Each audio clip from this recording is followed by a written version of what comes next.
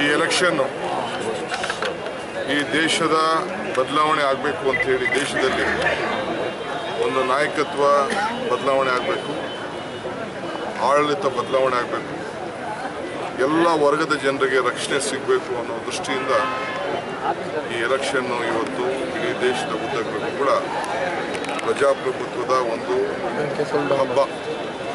ಹಬ್ಬ ಆಚರಣೆ ಮಾಡಲಿಕ್ಕೆ ಇವತ್ತು ಮತದಾರರಿಗೆ ಒಂದು ಅವಕಾಶ ಸಿಕ್ಕಿದೆ. ಈ ಚುನಾವಣೆಯಲ್ಲಿ ಮತದಾರರಿಗೆ ಒಂದು ದೊಡ್ಡ ಅಸ್ತ್ರ,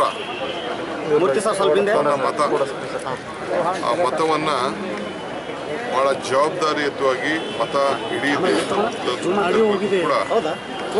ಕೊಡಬೇಕು ಅಂತ ಹೇಳಿ ನಾವೆಲ್ಲ ಈ ಚುನಾವಣೆಯನ್ನು ನಾವು ನಡೆಸ್ತಾ ಇದ್ದೇವೆ. ಬಳ್ಳಾರಿಯ ಮಹಾಜನತೆ ಬಹಳ ವಿದ್ಯಾವಂತಿದ್ದಾರೆ, ಬುದ್ಧಿವಂತಿದ್ದಾರೆ, ಬಡತನನೂ ಇದೆ, ಶ್ರೀಮಂತಿಕೆನೂ ಇದೆ.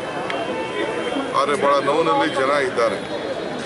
ಅದಕ್ಕೋಸ್ಕರ ಕಳೆದ ಚುನಾವಣೆಯಲ್ಲಿ ನಾನು ಪ್ರತಿಯೊಂದು ಸಂದರ್ಭದಲ್ಲೂ ಕೂಡ ಅಭಿವೃದ್ಧಿಯ ಮಂತ್ರ, ಇಲ್ಲಿ ಶಾಂತಿ, ಇಲ್ಲಿ ನಿಲ್ಲಬೇಕು, ಇಲ್ಲಿ ಒಳ್ಳೆಯ ಉತ್ತಮವಾದಂಥ ವಾತಾವರಣ ನಿರ್ಮಾಣ ಮಾಡಬೇಕು ಅನ್ನೋ ದೃಷ್ಟಿಯಿಂದಲೇ ನಾನು ಭಾಳ ಶಾಂತಿಯಿಂದಾಗಿ ನಮ್ಮ ಆಡಳಿತದಲ್ಲಿ ಈ ಚುನಾವಣೆಯನ್ನು ನಡೆಸಿದ್ದೇವೆ. ತಾವು ಕೂಡ ಮಾಧ್ಯಮ ಸ್ನೇಹಿತರು ಮತ್ತು ಮತದಾರರು ಪಕ್ಷ ಭೇದವನ್ನು ಮರೆತು ಇವತ್ತು BJPಯವರು ಸಹಾಯ ಮಾಡಿದ್ದಾರೆ, ದಳದವರು ಸಹಾಯ ಮಾಡಿದ್ದಾರೆ, ಕಾಂಗ್ರೆಸ್ ಅವರು ಒಗ್ಗಟ್ಟಿನಿಂದ ಪ್ರದರ್ಶನವನ್ನು ಮಾಡಿದ್ದಾರೆ.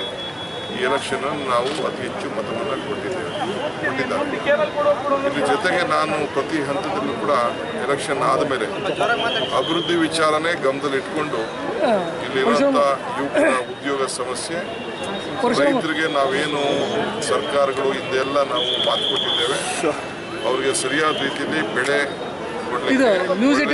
ನೀರನ್ನು ಉಳಿಸ್ಕೊಡುವಂಥದ್ದು, ಕಾನೂನು ಚೌಕಟ್ಟಿನಲ್ಲಿ ಏನು ಒಂದು ಅಗ್ರಿಮೆಂಟ್ ಆಗಿದೆ ಆ ಪ್ರಕಾರನೇ ಬೆಳೆಗೆ ಉಳಿಸ್ಕೊಡುವಂಥದ್ದು, ವಿದ್ಯುತ್ ಸಮಸ್ಯೆಯನ್ನು ಬಗೆಹರಿಸುವಂಥದ್ದು ಮತ್ತು ಎಲ್ಲ ವರ್ಗದ ಜನರ ರಕ್ಷಣೆ ಈ ನಿಟ್ಟಿನಲ್ಲಿ ನಾವು ಈ ಚುನಾವಣೆಯನ್ನು ನಾವು ನಡೆಸ್ತೇವೆ. ಇವತ್ತು ಕೂಡ ನಮ್ಮ ರಾಜ್ಯದಲ್ಲಿ, ಈ ದೇಶದ ರಾಜ್ಯದಲ್ಲಿ ನಮ್ಮ ಒಟ್ಟಿನ ಸರ್ಕಾರ, ಕುಮಾರಸ್ವಾಮಿ ನೇತೃತ್ವದ ಸರ್ಕಾರ ಏನಿದೆ, ನಾವು ಇಲ್ಲಿ ಬಹಳ ಶಾಂತಿಯನ್ನು ಪಾಲನೆ ಮಾಡಿಕೊಂಡು ಒಳ್ಳೆ ಆಡಳಿತವನ್ನು ಜಿಲ್ಲೆಯಲ್ಲಿ ಮತ್ತೆ ಕೊಡ್ತೇವೆ. ನಾನು ಎಲೆಕ್ಷನಲ್ಲಿ ವೋಟ್ ಕೇಳಬೇಕಾದ್ರೆ 5 ತಿಂಗಳು ಮಾತ್ರ ಉಗ್ರಪ್ಪನವ್ರಿಗೆ ವೋಟ್ ಕೊಡಿ ಅಂತ ನಾವು ಕೇಳಿಲ್ಲ, 5.5 ವರ್ಷಕ್ಕೆ ವೋಟ್ ಕೊಡಿ ಅಂತ ಕೇಳಿದ್ದೇವೆ. ಉಗ್ರಪ್ಪನವರು ತಮ್ಮ ಅವಕಾಶ ಸಿಕ್ಕಿದಂಥ ಕೆಲವೇ ಒಂದೇ ಒಂದು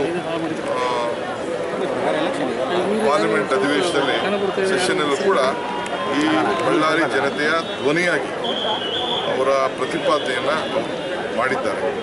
ಸೊ ಮುಂದಕ್ಕೂ ಕೂಡ ಈ ಜಿಲ್ಲೆಯ ಸಮಸ್ಯೆ, ರಾಜ್ಯದ ಸಮಸ್ಯೆಯನ್ನು ನಿಮ್ಮ ಗೌರವಕ್ಕೆ, ನಿಮ್ಮ ಸ್ವಾಭಿಮಾನಕ್ಕೆ ಧಕ್ಕೆ ಬರೋ ರೀತಿಯಲ್ಲಿ ಯಾವ ತೊಂದರೆನೂ ಆಗಬಾರ್ದು ಅನ್ನೋ ದೃಷ್ಟಿಯಲ್ಲಿ ಇವತ್ತು ಅವ್ರ ಕೆಲಸವನ್ನು ನಿರ್ವಹಿಸ್ತಾರೆ ಅನ್ನೋ ಒಂದು ಆತ್ಮವಿಶ್ವಾಸ ನನಗಿದೆ.